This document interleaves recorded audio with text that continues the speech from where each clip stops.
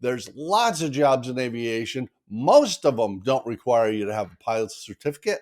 But if you do have a pilot's certificate, even a sport or a private, that may lead to a higher pay rate. Pat Brown, you're going to find this hard to believe, I'm sure. I was personally shocked when I realized there are people who are fascinated by aviation. They find it appealing. They want to be involved, but they don't want to be pilots. And it doesn't matter why. That's their right as an American. But they don't realize necessarily there are tons of jobs in aviation that don't happen in the cockpit. As a matter of fact, pilots are a minority. The support staff is much larger than the pilot pool. Maybe we should talk about some of those jobs that people could get in aviation to benefit from the pay and the benefits and the excitement and well, it's kind of a sexy gig without having to actually change time zones. I'm ready. Let's do it. Well, one of the things that surprised me, and as you know, I am an A&P. I had been a pilot for a number of years when I went and got my A&P. I didn't realize when I started along that path, mechanics tend to specialize just as pilots do. They don't jump from the Airbus to the Boeing to the Cub to the seaplane. They tend to fly one thing or just a couple things. Mechanics do the same thing. So you might specialize in sheet metal. You might do fabric repair. And face it, there's a lot of Cubs, Champs, Tailorcraft, Stearman. They're going to need to be recovered. I even met a guy in maintenance school who worked on the Goodyear blimp. Wow. I mean, Wow. that was his thing. They drive around from city to city, following the blimp and maintaining it. But there's all kinds of maintenance jobs way beyond what most people imagine. Well, and not only that, but with the advent of so many airplanes now that are composite, Mm. that's a skill in and of itself. A composite repairman, boy. You, there's a whole thing called non-destructive test, Yeah. and there's a whole bunch of methods. But whether you're dealing with steel or aluminum or composite or whatever, non-destructive test is like a bunch of techno geeks who go out with their tools and make sure things are going to hold together. And that's a requirement as part of maintenance. So cool jobs. And even, there's a propeller shop near me. And a lot of people don't realize even a fixed pitch propeller needs to be overhauled on a regular basis. Yep. It's in the paperwork. Working in a prop shop, you're not even going to the airport. You're just going to a building in town, but you get to meet all these fascinating people. You get to do pretty interesting work, and most aviation jobs pay pretty darn well. Yeah, there's a guy here in Houston that specializes in fabric repair, rag and tube airplanes. And Yeah, he is slammed. It's months to get to have a recovering job or something like that. There's so few of those people out there anymore that boy, oh boy, if you've got a good rag and tube person, you really want to keep them. I used to do fabric work at Fantasy of Flight, Kermit Weeks' place at one time. Yeah. And it's the most peaceful work because you show up, you turn on the radio, you grab your cup of coffee, and you just start laying out fabric, stitching fabric, doping fabric, sanding it. There's no loud machinery. It's really it's like a seamstress to the stars, but it's kind of fun. And even this was an education to me. There's repair stations that specialize in a certain thing. There's a guy out on the East Coast. All he does is rebuild mags. Yeah. And there are people for every accessory, alternators, starters, vacuum pumps, whatever. But they specialize, and you can apprentice at these things. You don't even have to go through A&P school. You can just go start learning.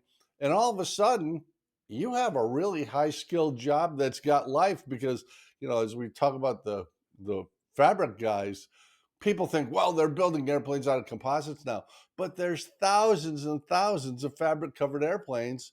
And yeah, the fabric lasts for 30 years if you're in a hangar, but eventually you have to cut it off and see if the tubing underneath has rotted away. So, I mean, there's always going to be work for those people forever, which leads us to air traffic control, Right. something that most people don't think about. But air traffic control is a fairly diverse thing. It's not one job. It's a whole series of That's jobs. correct. You start out with just you start out with the tower. you've got to get a clearance from the tower if you're going to be taking off somewhere. That comes from somewhere. That comes from ATC. You've got ground control. You've got approach and departure center. Lots of folks, and the number of people that work behind the scenes in that. You've got folks that within the FAA that work in quality control. There are specifically quality control positions within the FAA, typically at approach control and or approach or departure and center, that are looking to make sure that standards are upheld and safety is maintained and things like that. There's a ton of different stuff with ATC, and depending on where you work, you can retire at 56. And it's not even just limited to the airport. I'll tell you, I was on a long motorcycle trip a few months ago, and I'm right up at the Florida Georgia line in a town called Hilliard. I'm on a secondary road because I don't like highways, Pat. So I'm having fun. And I see a sign for an FAA facility in this tiny little town. I mean, picturesque southern town. So I took the side road and I went, and it's an air route traffic facility. What air route traffic control center Right. is what it is. It's a high security government building surrounded by barbed wire, and it's got a guard out at the front and everything. But these are people who live in this beautiful rural setting where it's probably relatively inexpensive to live, and they drive to this government facility with the ultimate game technology. And they don't work 8 and 10 hour shifts. Air traffic controllers work a relatively short shift, and if you say they have a retirement age most people would be really impressed with, it's a killer job. But that's out there, whether it's ground control tower, clearance delivery at the airport, approach and departure, whether it's the ARTCC folks, all these jobs are out there. And I mean, you just apply to the FAA and let them know you want to do it. If you get selected, they send you to school. So it's an option. Yeah, and a senior air traffic controller, especially at a busier facility, is well into six figures over Oh, yeah. time, Yeah. and I Yeah. mean significantly into six figures. And of course, if you can retire at 56 at a large percentage of your base pay, you have time for another a career. I've got a good friend who retired at 56 as a tower controller at Bush, and now he flies a corporate jet. And now, in this case, he's a pilot using his skills to do that, but he's got 10, 15 years perhaps ahead of him that he, as long as he's healthy, that he can now indulge himself in his passion for flying airplanes. I think that's one of the things that's misunderstood about aviation. Most jobs in aviation, like most jobs anywhere else, the entry level pay is not that Yeah. stellar. It's okay, but it's not spectacular. But if you commit yourself to doing the training and finding something you like, you are on the path to a six-figure job.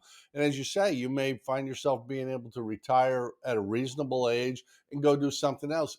That's a whole different thing.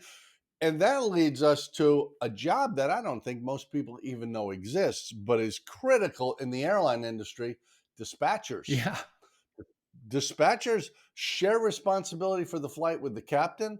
They do all kinds of prep work and work with the crew for weight and balance and weather information. And they work in an office. They're generally at the international airport where they can interact with the crew. But that's a good paying job that you're on the inside, and it's not the most challenging training process. It's just a non-flying job in aviation that pays well, where you can be proud of yourself, you can work with a team of professionals. I'm not sure people know all these options are out there. No, and there's more than that, and I know we'll deal with that in some future discussions. But We could make it a series, we could. Pat. We could do several of these because there's a lot of There's a lot of jobs. jobs out there, and you don't have to be a pilot to do any of this kind of stuff. Now, I will say this, it certainly helps if you have a private pilot certificate. Don't have to have an instrument rating. Don't have to have a commercial certificate. Don't have to have a private pilot certificate. But but if you have a pilot certificate at some level, it makes you even more valuable in jobs like this, because now, but because you understand what it's like on the other side. And my the mechanic that I use on our airplanes is a pilot and an active one. And when I'm talking with him and describing things, he's listening to me from the standpoint not only a mechanic but of a pilot. And Hmm. I've had some great mechanics. Not all of them have been pilots. And I feel a little bit more comfortable talking to one that actually does get out and fly these airplanes. And the same thing with ATC. I've got a good friend who's a tower controller here at a local tower, and he has absolutely no interest in being a pilot. None. He's a great controller, has no interest in being a pilot for some reason, but he doesn't have to be. He's still a great controller, and does he's probably the best controller at that particular tower, um, and not interested in learning how to fly airplanes. But same thing with dispatchers. You don't have to be a pilot, but if you have some frame of reference, it helps. Yeah, it's a big world, and we all have different things we want to do. I got a request the other day from somebody, and this has happened 3, 4 times where people say, "Hey, you guys got guitars back there. Want to give us a tour of those?" Maybe I play a Telecaster, you play a Stratocaster, somebody plays a Martin, somebody else plays a Taylor. That's their thing. That's the way they do it. That's kind of how aviation works. And not to sell the pilot part, because we're specifically talking about non-pilot Right. jobs. But a great example is maintenance. If you're an A&P with a private pilot certificate, that means you can do the maintenance flight.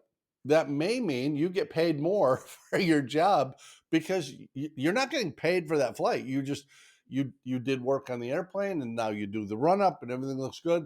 Let's go around the patch and make sure it's fine.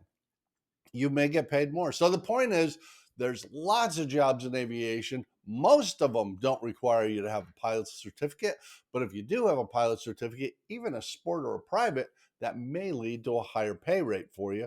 Pat, I just think it's blue skies and clear sailing forever, and there's so much opportunity. Find what you like and pursue Yep. it. Yeah. You don't have to be a pilot. Certainly don't have to be. Once again, we've just added so much value to the lives of our viewers. I'm proud of us. I hope you're Oh proud of yeah. us. Excellent. Folks, click like on this video because this is going to pay for your future life. This is going to be the one that really does it. Leave us a comment below. Did you get involved in some non-pilot job in aviation like me? Um, uh, yeah, I don't want to get into it now. And of course, subscribe to the channel because we just love having you here. We would be nothing without you. Well, we'd be something, Pat, I but don't know what. a less I of don't know something. what. Hey, I'll see you all next time right back here at MadPropsAero. Adios, my friend.